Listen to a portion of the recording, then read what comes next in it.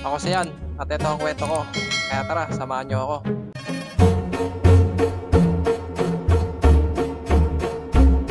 Tapos na nga ako magbihis at ngayon araw nga may pupuntahan kami. At ito nga ako, nabihisan ko na nga. Graduation kasi nila ngayon. At ito na ang pamangkin ko, nakabihis na rin. Dala ko nga itong toga picture ng anak ko, baka kasi kailangan. Nandito na ngayon nanay na pamangkin ko, nakabihis na nga. At itong utol ko, nakabihis na nga rin. Okay na nga, nakabihis na nga kami lahat. Kaya bumaba na kami sa hagdan. Ano oras na kasi? Dapat kasi alas 12 nandun na kami. Kasi alauna magsisimula yung graduation. Palabas na nga ako ng gate. Nandito na ako sa labas at tumabas na nga itong asawa ng utol ko. At itong utol ko. At ito, naglalakad na nga kayo papunta sa sakayan ng tricycle. Nandito na nga kami sa highway. At dito nga kami sasakay ng tricycle. Papuntang sports center. Ito, naghihintay nga kami ng tricycle. Meron na kami nakitang tricycle kaya pinara na namin. At nagsakay na nga kami. At dito nga kami dalawa ng utol ko sa likod. Malapit na nga kami sa sports center. Kaya ito, may tunay tricycle. At nagsibaba na nga kami. Bigla nga sinuotan ng ribbon tong anak ko. Akala ko libre, may bayad pala. Kaya pagtapos namin bayaran, pumasok na kami sa sports center. Nandito na nga kami sa loob. At hinahanap ko yung section ng anak ko. Wala kasi sinabing lugar kung saan magkikita. Kaya ito, hinahanap ko na lang.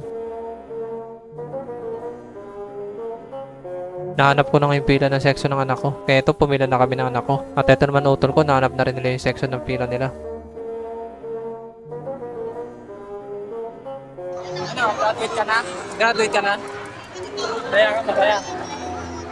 Nagsimula na mamadaro yung pila. At ito nga, unti-unti na nababawasan yung tao. Naglakad na nga rin yung katabi namin na pila. Kaya naglakad na rin kami papunta sa loob ng sports center. Doon kasi gaganapin yung graduation. Nandito na kami sa pila ng mga batang lalaki. Kaya walay kasi yung lalaki sa babae. Nandito na kami sa loob ng sport complex. Kaya pinapila ko na yan ako. At tumakit na ako sa taas. At ito anak ko, nakita ko na nga. Naglalakad papunta sa teacher niya. Kasama na nga niya yung teacher niya. Kaya ito, inaayos na nga sila. Nakaupo na nga tong anak ko. At andito na nga rin yung pamangkin ko. At nakita ko na nga tong kapatid ko. Pumasok na nga rin tong pamangkin ko sa loob. At ito, naglalakad nga siya kasama niya yung teacher niya. Pinunta ko nga tong utol ko. Kasi kanina hindi niya ako napansin. At ito, magkasama na nga kami. Pumasok na nga yung principal. At ito, magsisimula na nga. At pinasok na nga yung mga watawat.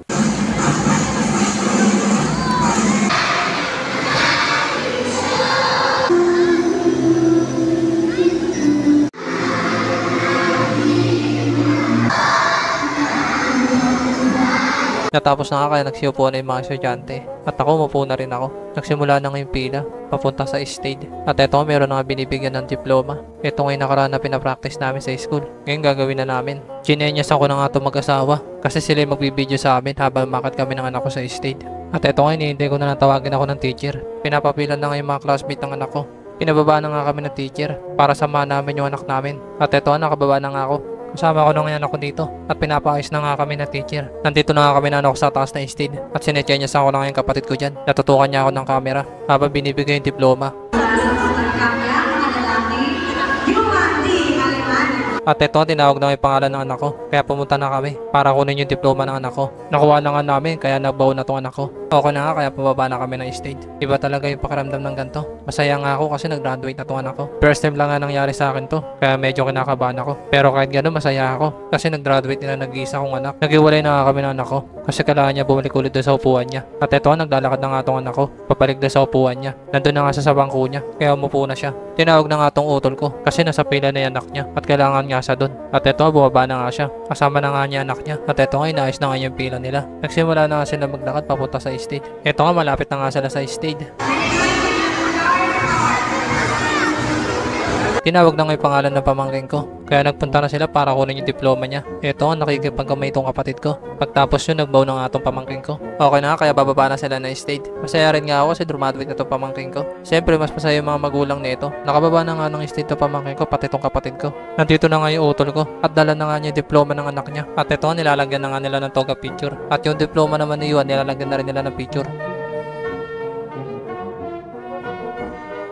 Bumaba na nga kami kasi matatapos na. At habang nandito nga kami, meron nakakilala sa akin. Shoutout pala dito at sa mga kasama nito. Natapos na nga at ito nga inaanap ko nga yung anak ko. Nakita ko na nga yung anak ko kaya niyaya ko na. At ito nga kasama ko na nga siya.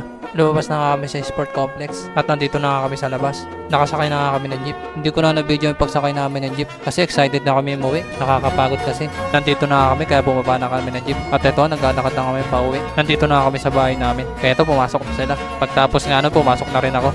Hanggang dito na lang mga boss. Salamat, peace.